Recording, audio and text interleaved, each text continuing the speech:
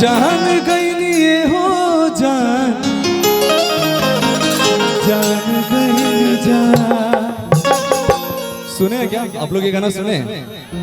किनका है गाना? खेसारी भैया मेरे बहुत ही फेवरेट है और मेरे आदरणीय मेरे बड़े भाई हैं।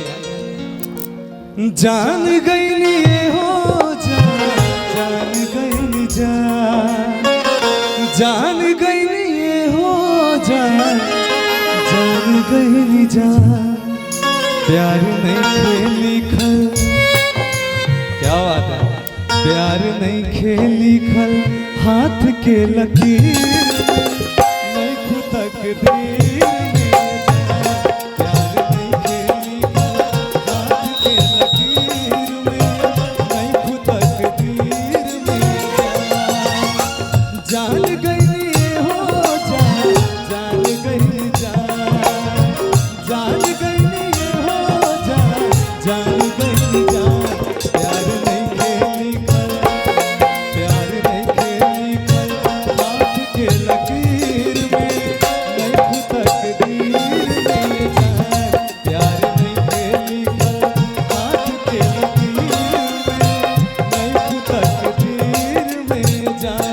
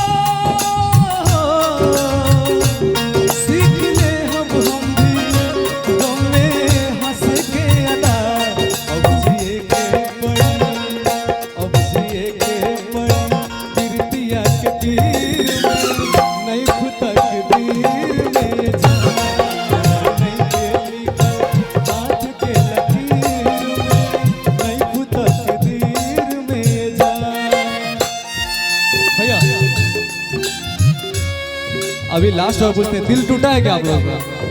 टूटा है सच में क्या? अरे वाह।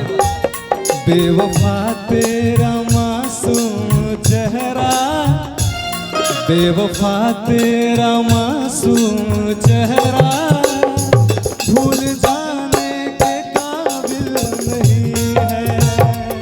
बेवफा तेरा मासूम चेहरा भूल जाने के काबिल नहीं है। प्यार नहीं खेली हाथ के लकीर में नहीं खुद तकदीर में जाए।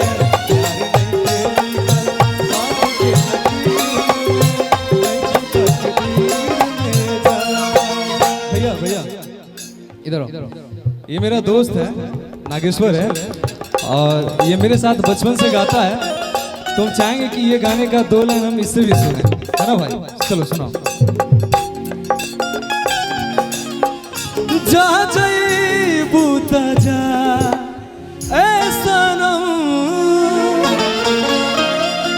देके जिंदगी भथा तेरे जखम। जानी सोचा हमरा बारे में, तोहरा खातिर हमरा माइल न रहे। ये सच बात है। ई प्यार काल परसों के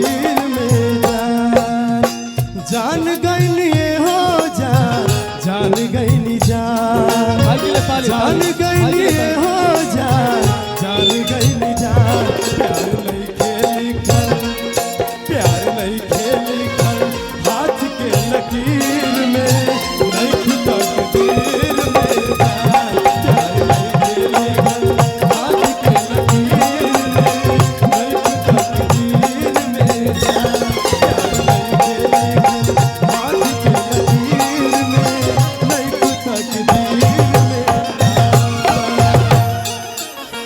कौन बदरा से कजरा चुरैलू